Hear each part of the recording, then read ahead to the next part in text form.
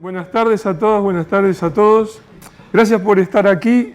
También a mí me corresponde agradecer a CICODE, a Economistas Sin Frontera, agradecer mucho a Fernando, que ha motivado todo este viaje, a Aitana, que también es otra de las que ha padecido mis emails por detalles en diferentes temas de la logística. Y bueno, voy a comenzar ya directamente con la presentación que me desapareció.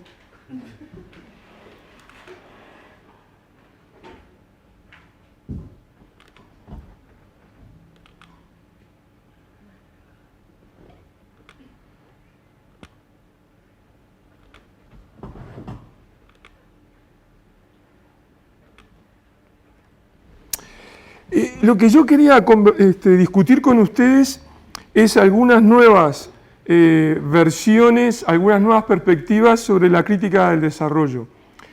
Y por qué hay una renovación de visiones críticas sobre el desarrollo vinculadas especialmente a la experiencia de ensayos de novedades sobre desarrollo que ha tenido lugar en América del Sur bajo los gobiernos llamados progresistas.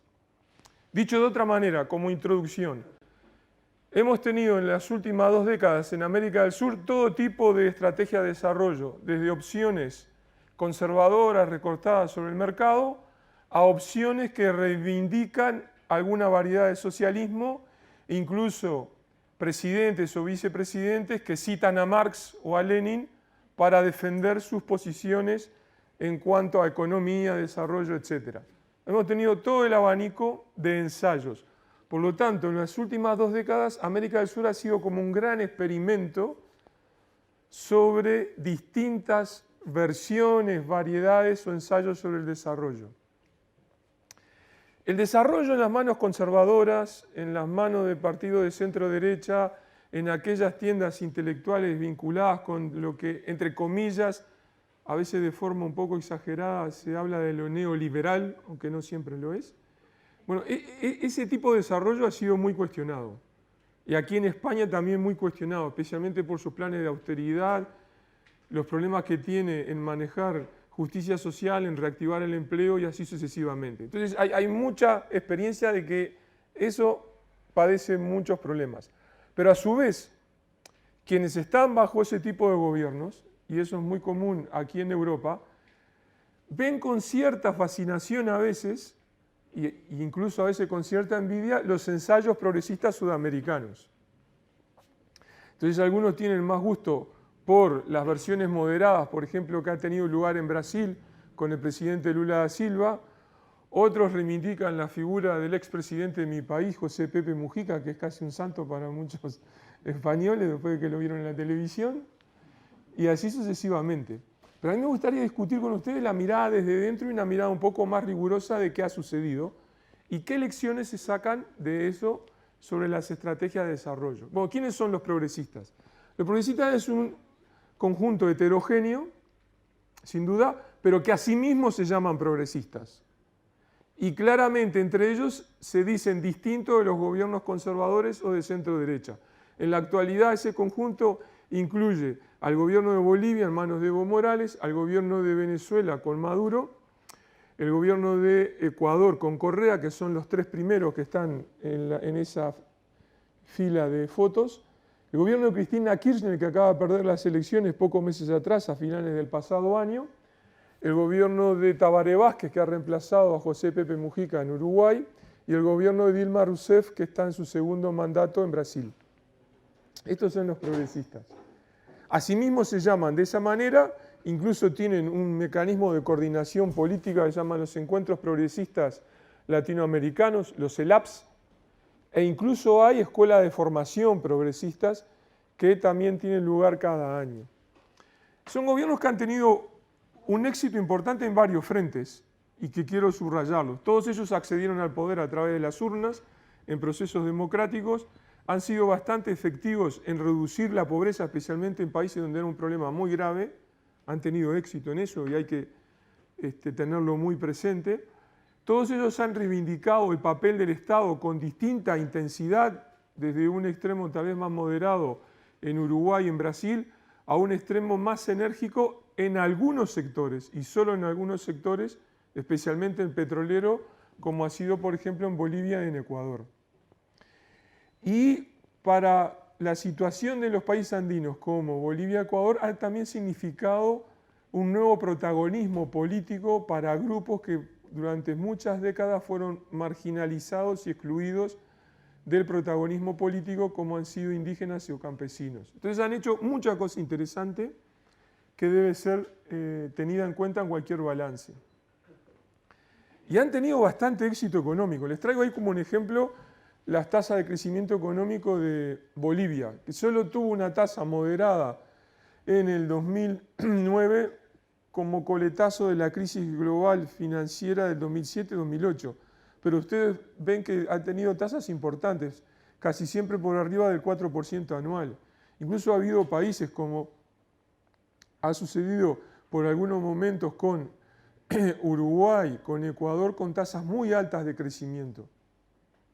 Pero también se advierte que esas altas tasas de crecimiento fueron en gran medida motorizadas, provocadas por el alto precio de las materias primas que exportaban estos países. Todos estos países, este experimento de desarrollo ha recibido distintos nombres. Por ejemplo, en el caso de gobiernos conservadores se habla de las locomotoras del desarrollo. En el caso de Brasil, ya adentrándonos en el ámbito progresista, varios economistas e intelectuales brasileños han desarrollado lo que ellos llaman el nuevo desarrollismo brasileño o nuevo desenvolvimiento. En Argentina, estas estrategias heterodoxas se llaman NAC and POP, que quiere decir nacional y popular. Se llaman así. En Uruguay hay un pequeño debate intelectual de que los ensayos de Uruguay, especialmente en los planes de atención a la pobreza, significan un protosocialismo. Luego hay un conjunto heterogéneo de los llamados socialismos del siglo XXI, que no siempre han sido formalizados desde un punto de vista riguroso. O sea, no siempre ustedes van a encontrar libros. Por ejemplo, en el caso de Argentina, más bien ustedes encuentran prácticas explícitas del gobierno de la cual se deducen qué ideas se están siguiendo. En el caso de los países andinos hay una producción, por el contrario, académica importante. Eso se expresa en Ecuador con los trabajos que hacen varios intelectuales y especialmente un centro universitario estatal que se llama el IAEN. En Venezuela hay también producción de muchos académicos venezolanos y en su momento tuvo mucha influencia Monedero, español, que cuando trabajaba para el CEPS y estaba vinculado al gobierno de Chávez, era uno de los que ofrecía la base intelectual para los ensayos bolivarianos de Hugo Chávez. En Bolivia tenemos un muy importante intelectual sudamericano que es el vicepresidente de Bolivia, que defiende que las estrategias de desarrollo bolivianas son una forma de socialismo leninismo andino-amazónico.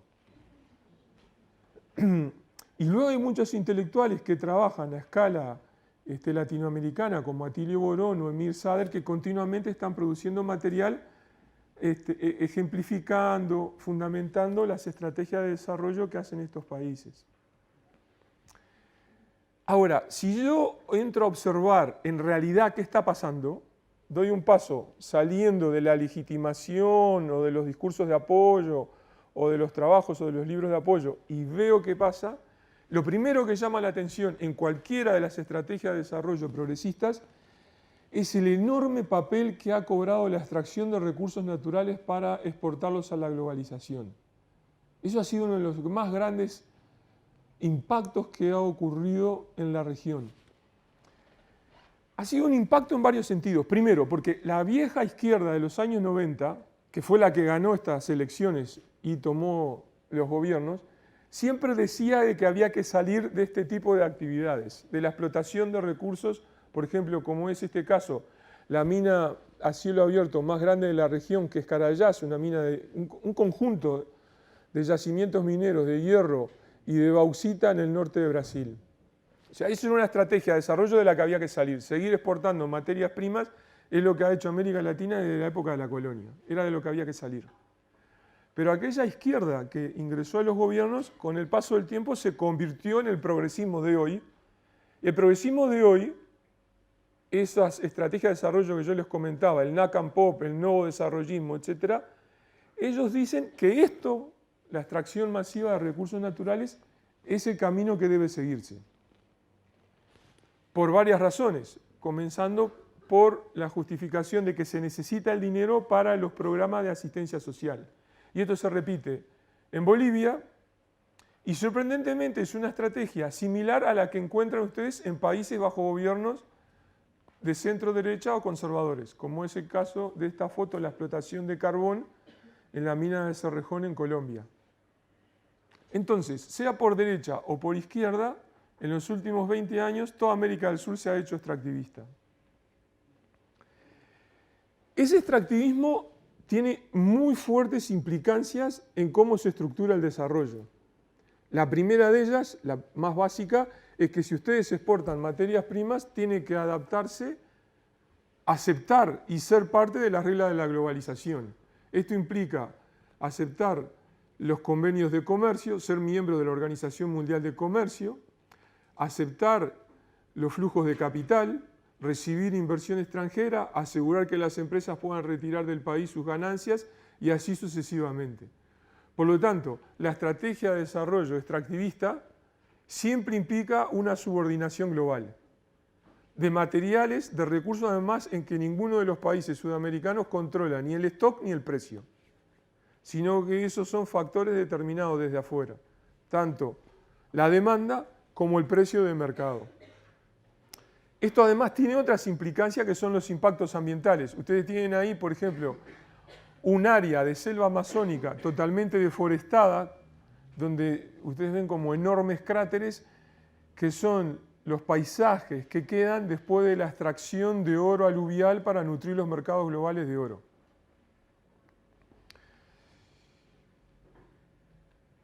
Enorme impacto social. Acá tienen un minero con su hijo atendiendo en el banco, en la ladera, en la vera de un río donde se extrae oro con mercurio. Posiblemente este minero y su hijo, los dos ya estén contaminados por mercurio. Un alto impacto en derechos humanos, son actividades que están envueltas en altos niveles de violencia. Ustedes tienen acá una operación de la policía, por ejemplo, en contra del extractivismo. Altos niveles también de afectación de los derechos humanos en otras dimensiones, como es el tráfico de personas, especialmente niñas y adolescentes, para nutrir las redes de prostíbulos que están asociadas a los campos mineros y a los campos petroleros en todos los países, desde Argentina a Venezuela. Y entonces ustedes encuentran que este extractivismo genera enormes efectos en lo ambiental, enormes efectos en lo social, se va adelante, transcurre, avanza con crecientes niveles de violencia. Y en estas fotos que yo les mostré, además en paralelo, son todas ilustraciones de distintos regímenes de propiedad de quienes tienen a su cargo el extractivismo. Entonces les voy a mostrar todas las fotos de nuevo del principio para comentarles los regímenes de propiedad. Carajás, Brasil. Está manejado por una empresa formalmente privada, que es la empresa minera Vale, pero cuyo principal controlador del paquete de acciones son los fondos de pensión de los trabajadores del Estado, especialmente el sector bancario. Por lo tanto, está controlado por los sindicatos. Y el principal financiador es la Agencia Federal, el Banco Federal Brasileño de Desarrollo Económico Social. Entonces es una empresa privada, pero la controlan los sindicatos. Es una empresa privada, pero su principal financiador es el gobierno federal.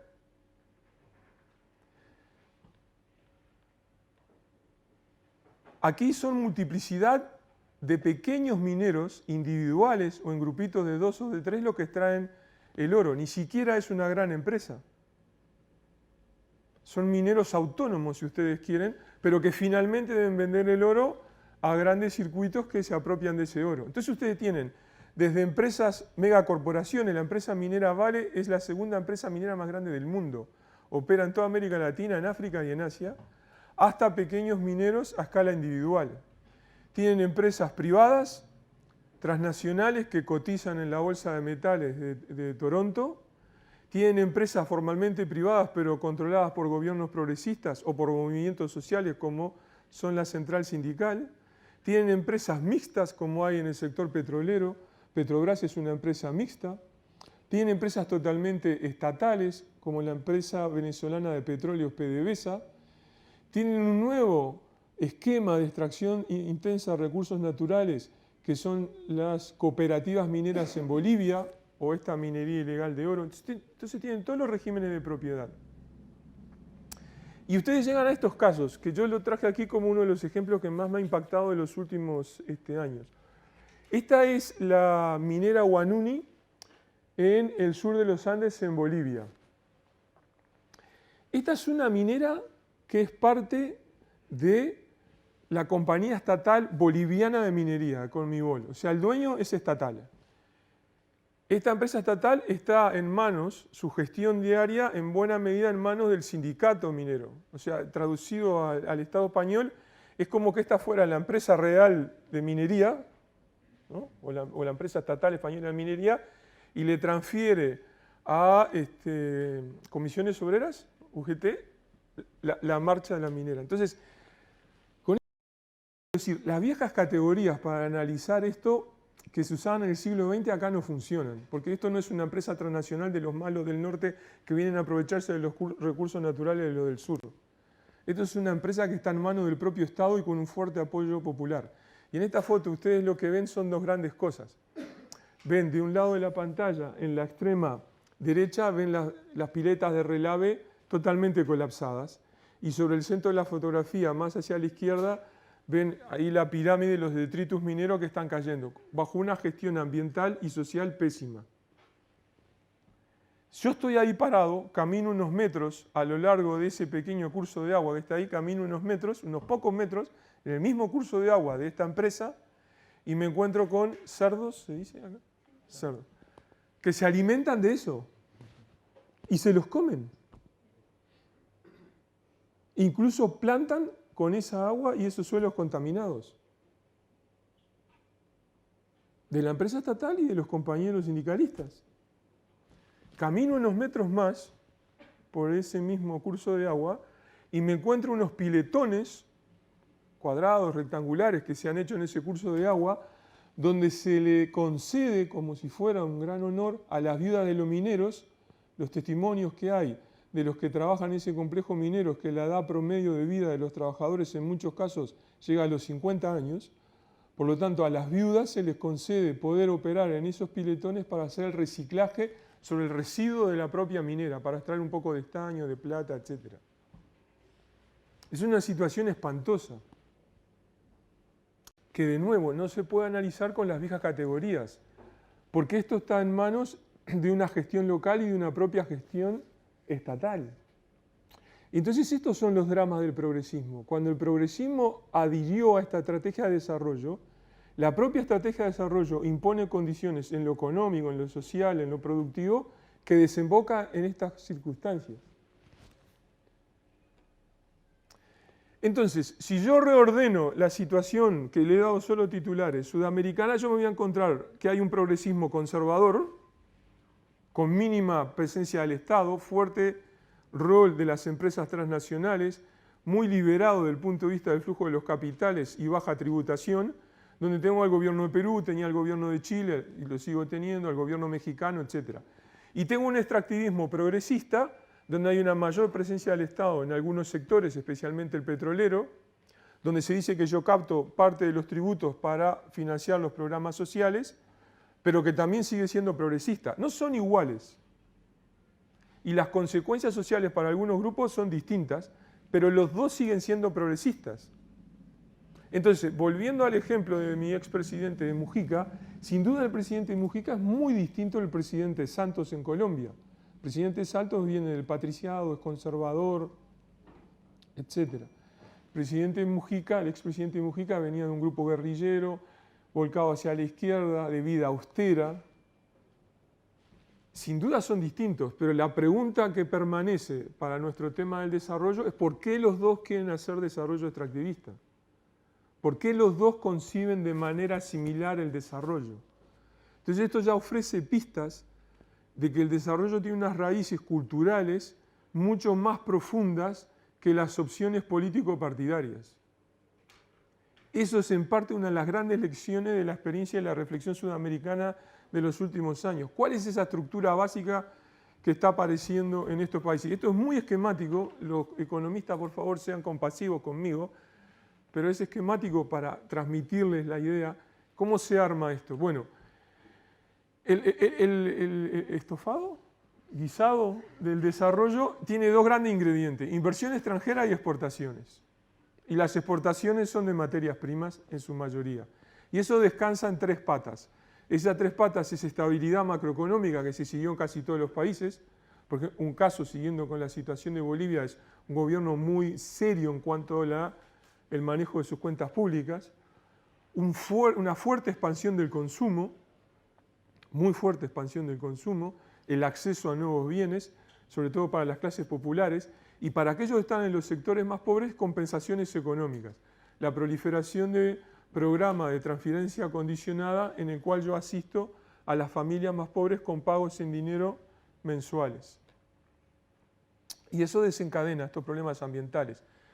Avance de la ganadería en la Amazonía, ahí no hay Amazonía, ustedes ven pradera y el bosque tropical desapareció.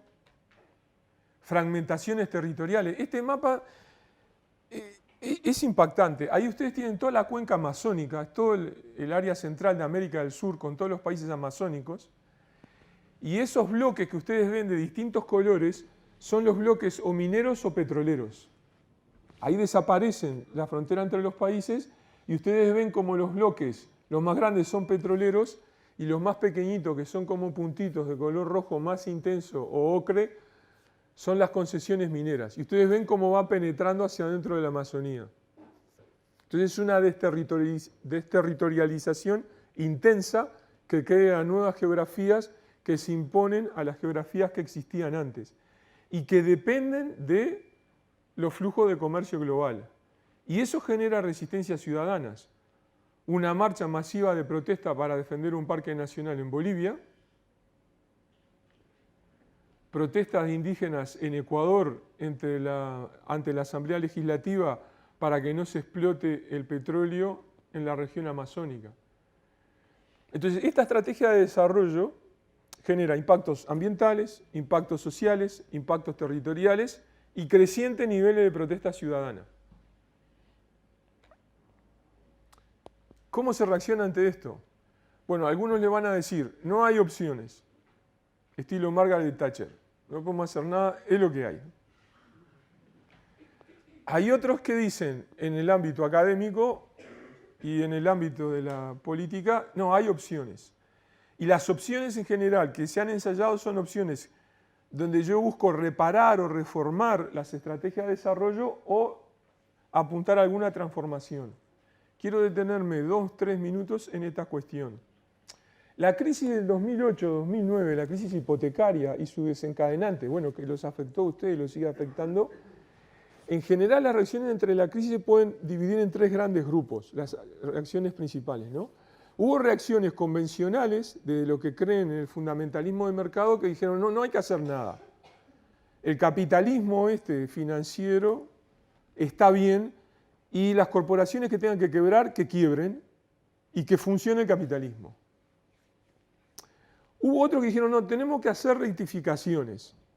No es que esta estrategia de desarrollo capitalista esté mal, pero el motor del capitalismo tiene problemas y hay que cambiar el carburador o cambiar la bomba que surte el agua al radiador. Hay que hacer algunos cambios importantes. Ahí ustedes tienen a Stiglitz o a Amartya Sen. Después había otros que dijeron, no, mira, hay que hacer cambios más profundos, hay que cambiar todo el motor. No basta solo cambiar el carburador.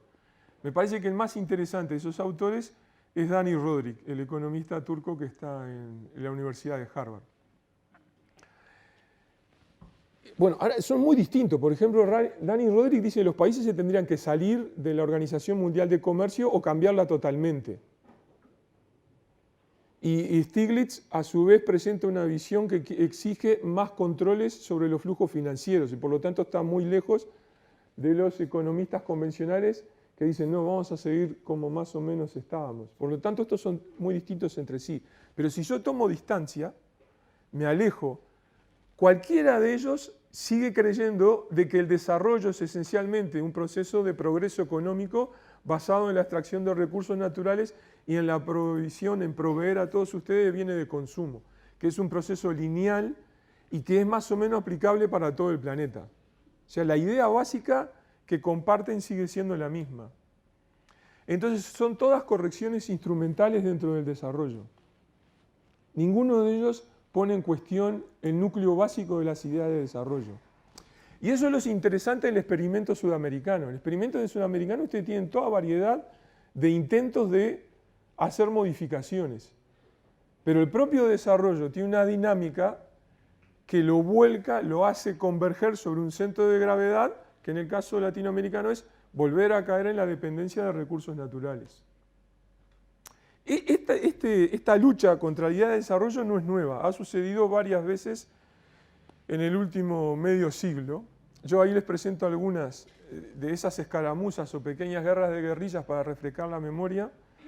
Empezaron con las primeras críticas al consumo a finales de la década del 50, las advertencias sobre los efectos sociales, después las advertencias sobre los límites ecológicos en los 70, toda la discusión sobre necesidades básicas y generaciones futuras, la invocación al desacople sobre el decrecimiento. O sea, varias veces en las últimas décadas ha habido ataques duros contra el mito del desarrollo, ataques duros, pero por distintas razones el desarrollo recibe los ataques, se readapta, cambia y genera una nueva versión. Y ahí tienen las nuevas versiones: desarrollo humano, desarrollo sostenible, desarrollo endógeno, desarrollo integral, etc. Cada una de ellas se supone que es un desarrollo mejor que el anterior, que respondía a las críticas que recibía.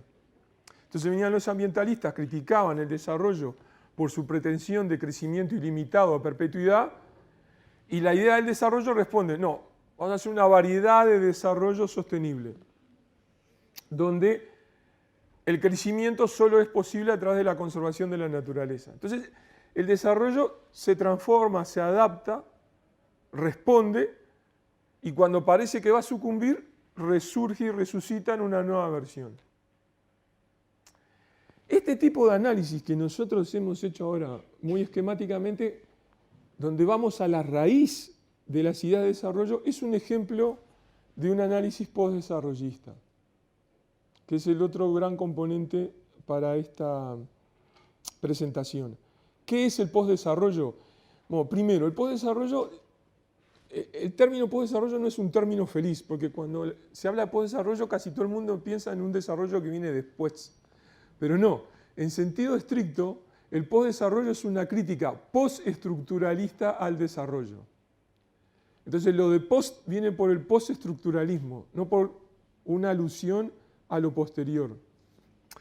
Y esa crítica postestructuralista es la crítica que ve qué tienen de común las diferentes escuelas de desarrollo, cuáles son las ideas básicas compartidas, cuáles son sus creencias, cuáles son sus discursos de legitimación, cuáles son las instituciones que generan. ¿Por qué hay bancos de desarrollo?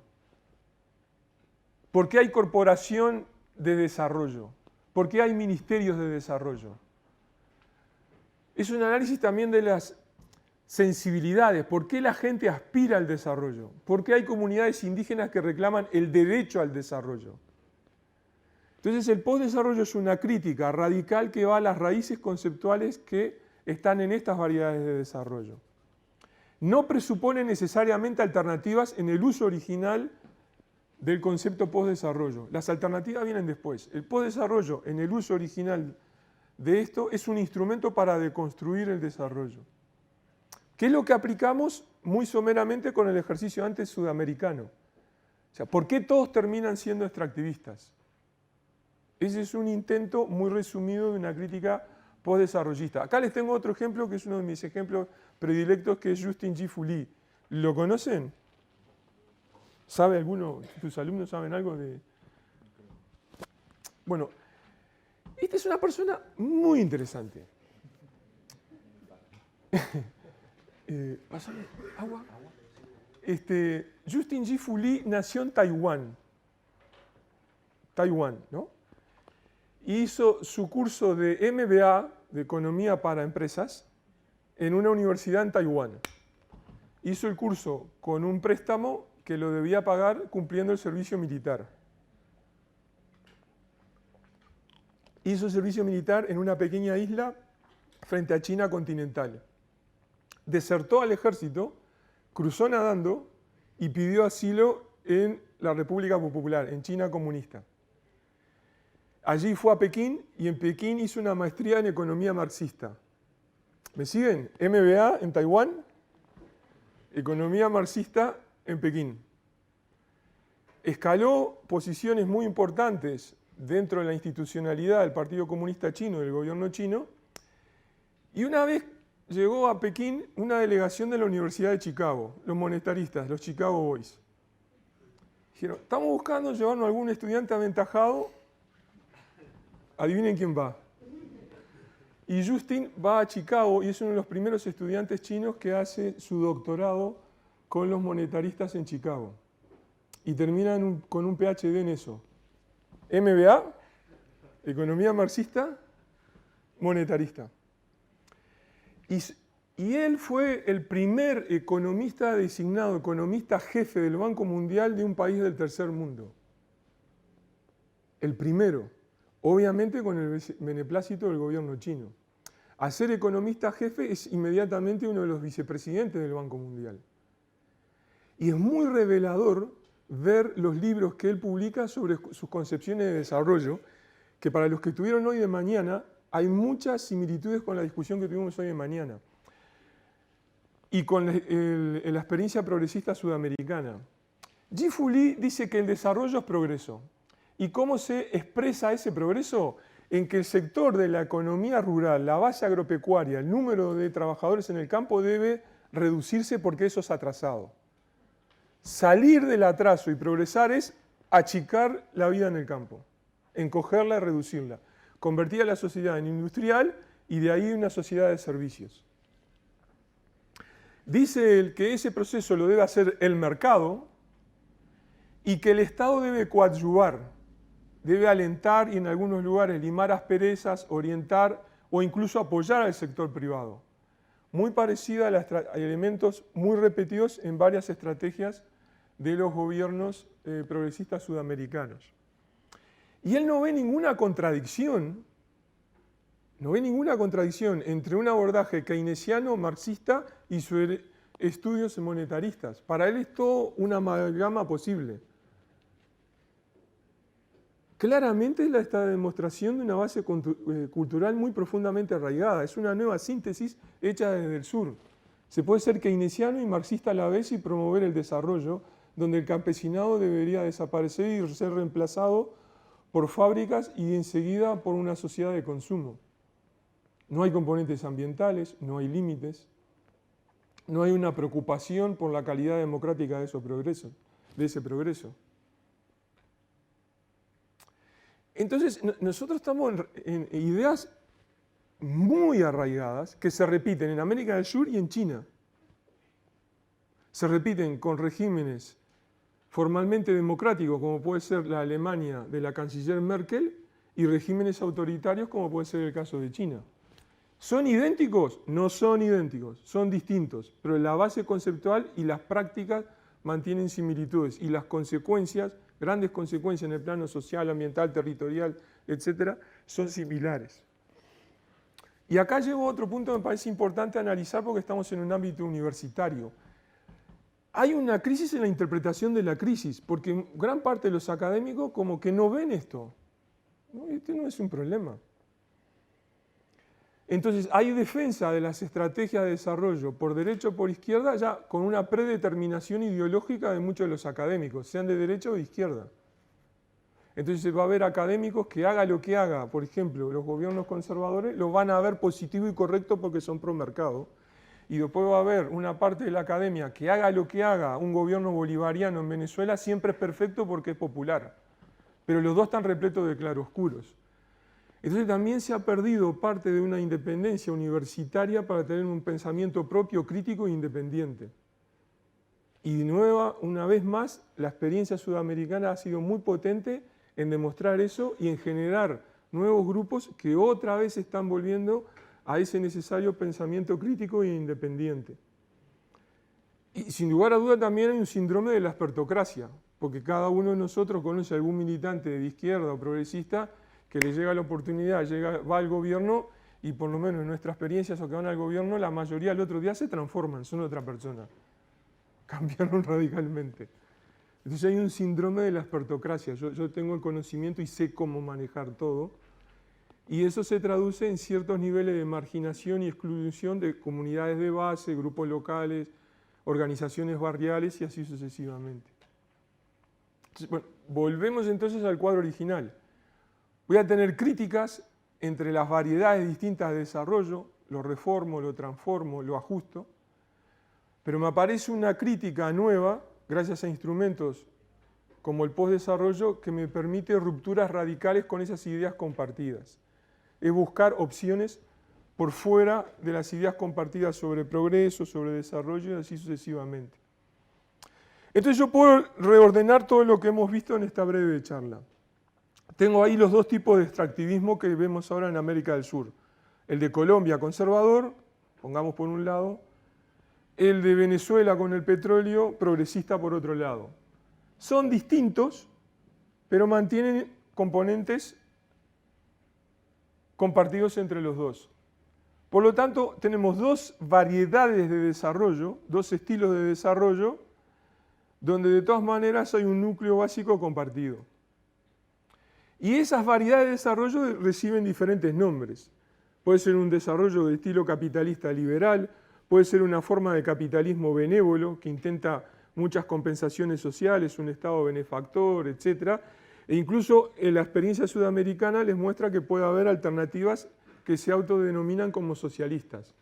Entonces acá la discusión entre variedad capitalista o variedad socialista se hace difusa, se pierde, porque cualquiera de ellas siguen siendo variedades de desarrollo. Estamos ante variedades de desarrollo. Un ejercicio también sudamericano muestra la relevancia de esto, que es el análisis y la separación entre los modos de producción y los modos de apropiación. Los modos de producción es una idea marxista muy potente y muy interesante que tiene mucho valor si ustedes la recogen, la recuperan y la usan sobre todo en escalas menores y en periodos de tiempo también menores. Entonces el modo de producción puede articularse perfectamente con ideas recientes como las cadenas de producción global o las cadenas de producción y comercialización global. Pero un modo de producción, como fabrico yo, por ejemplo, esta notebook, tiene características muy distintas de cómo yo me apropio de los recursos naturales. La idea marxiana original del modo de producción, que incluía las relaciones económicas, pero también las relaciones sociales y políticas, en cómo hago yo la producción, en cómo se ordena, en cómo se jerarquiza, no es la misma en cómo yo saco los recursos de la naturaleza, porque la naturaleza no está bajo regulación social. Ustedes no pueden votar porque los árboles crezcan más rápido o tampoco pueden imponer una ley para que haya más petróleo debajo del subsuelo. Entonces hay que separar los dos. Los modos de apropiación tienen una particularidad propia que le está impuesta por ese contexto ecológico, por ese limitante de los recursos naturales. Entonces, establecido esto, nosotros podemos tener una discusión sobre diferentes variedades de desarrollo. Ahí tienen, por ejemplo, 3 variedades de desarrollo: circulito, cuadradito y uno más rojito y otro más azulcito, ¿no? Y supongamos que esas 3 son variedades de las 3 capitalistas. Son discusiones de desarrollo tipo 1, para ponerle un nombre. Discutimos sobre variedades de desarrollo capitalista. ¿Liberamos más el mercado o liberamos menos? ¿El Estado está más presente o menos presente? Pero siguen siendo todas discusiones sobre una variedad de desarrollo. A su vez hay otra variedad de desarrollo. Por ejemplo, el desarrollo que se autodefine como socialista puede ser una experiencia como la cubana o formalmente incluso usted puede decir que puede ser una experiencia como la de China. Estas son otro tipo de discusiones. Son discusiones entre estas diferentes escuelas, estas grandes diferentes tendencias sobre el desarrollo. Por ejemplo, el debate entre socialistas y capitalistas. Son los debates tipo 2. Pero también esos están dentro del mismo campo del desarrollo. Comparten el mismo campo del desarrollo. Lo que ha pasado de nuevo en América del Sur, el otro caso interesante de América del Sur, es que aparecieron discusiones de un tipo 3 con ideas que están por fuera de cualquiera de las variedades de desarrollo, sea variedades dentro de un campo, por ejemplo, variedades capitalistas, o incluso variedades que por fuera de las ideas capitalistas o socialistas. Esa es la otra nueva variedad, son discusiones del tipo 3.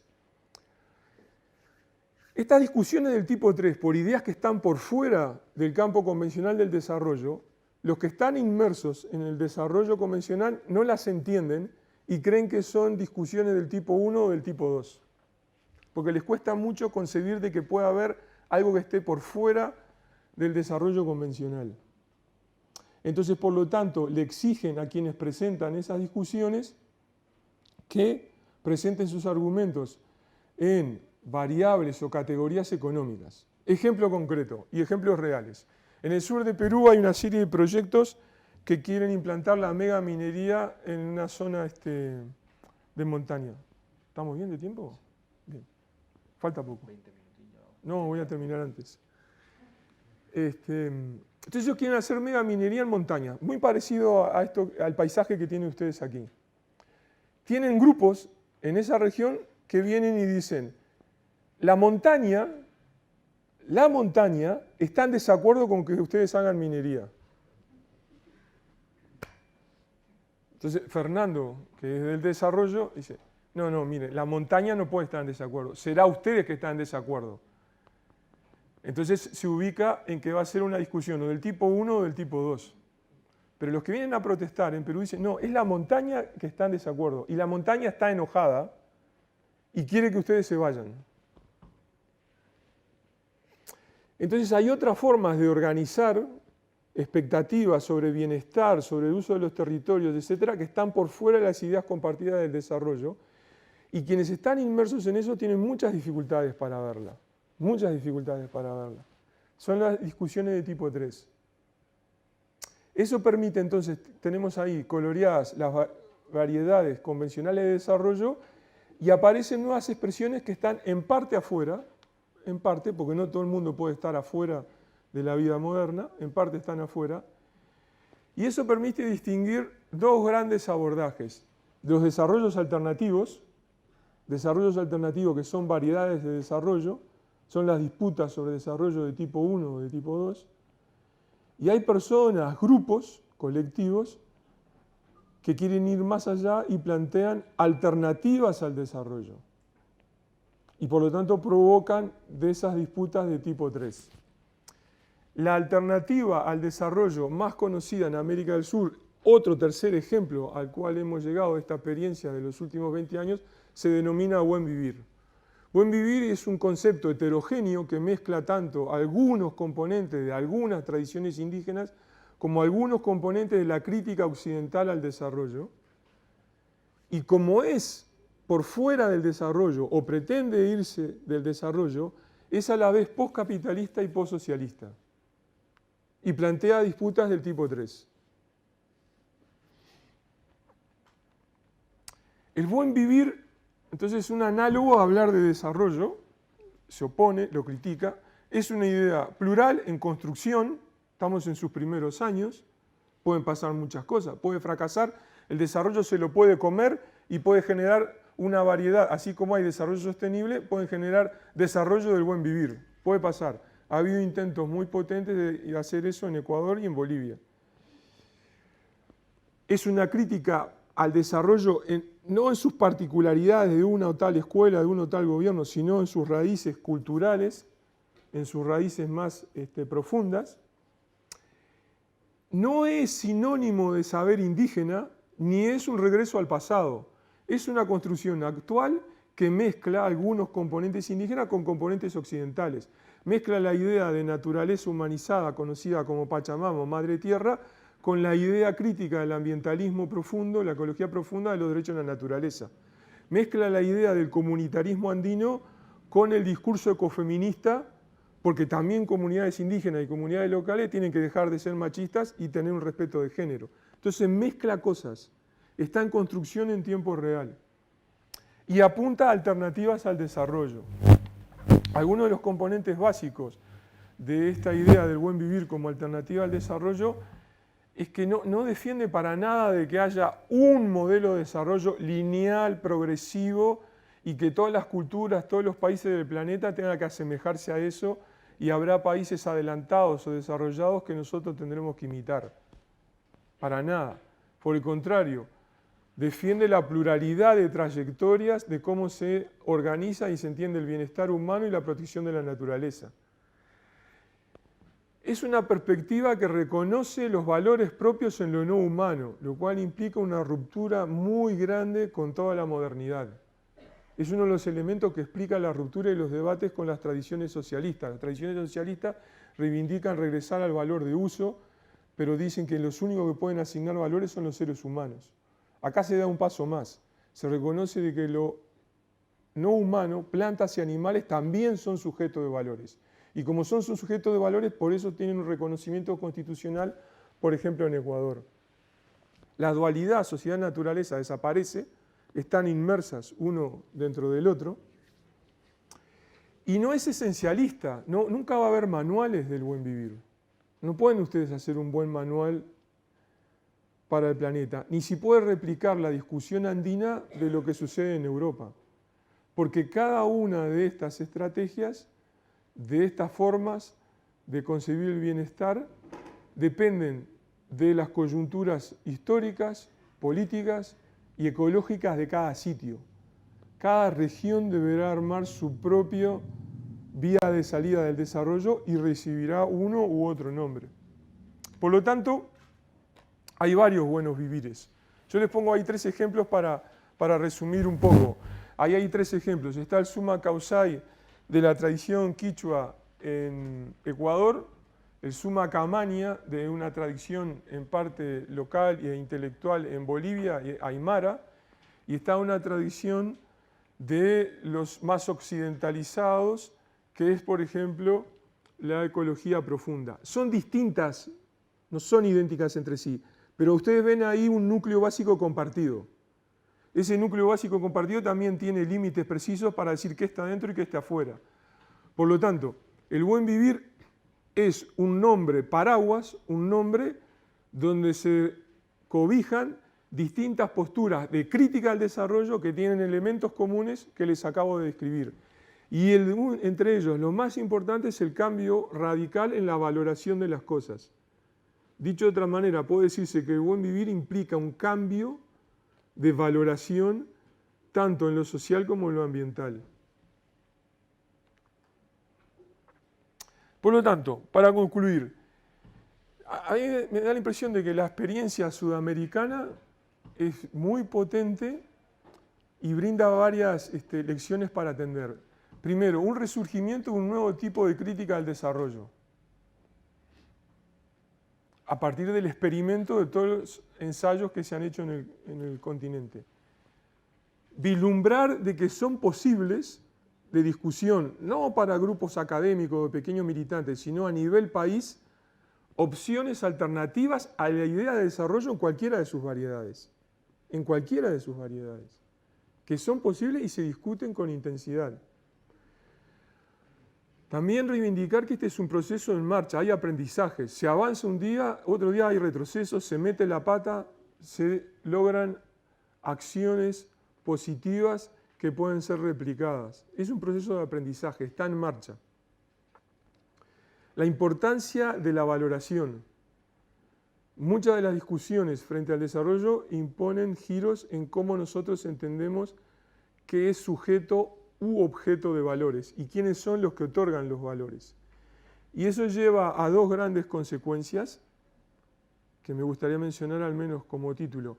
Unas redefiniciones muy ampliadas de qué es justicia, volver a recuperar la noción de justicia más allá de la compensación económica, más allá de las ayudas mensuales, que son importantes especialmente para las familias más pobres, pero que hay una justicia que incluye otras dimensiones en lo social, educación, vivienda, etc., y también en lo ambiental. No puede haber justicia social si a la vez no hay justicia ambiental. Y una apertura intercultural a entender otras formas de concebir, sentir y pensar el mundo. Una apertura a otras ontologías que son diferentes a la ontología de la modernidad, a la ontología de nosotros los modernos, que solo vemos el progreso como un desarrollo lineal basado en el crecimiento económico. Entonces la experiencia sudamericana tiene todos estos grandes claroscuros, no se ha acabado y deja todas estas puertas abiertas para seguir profundizando en ella. Muchas gracias.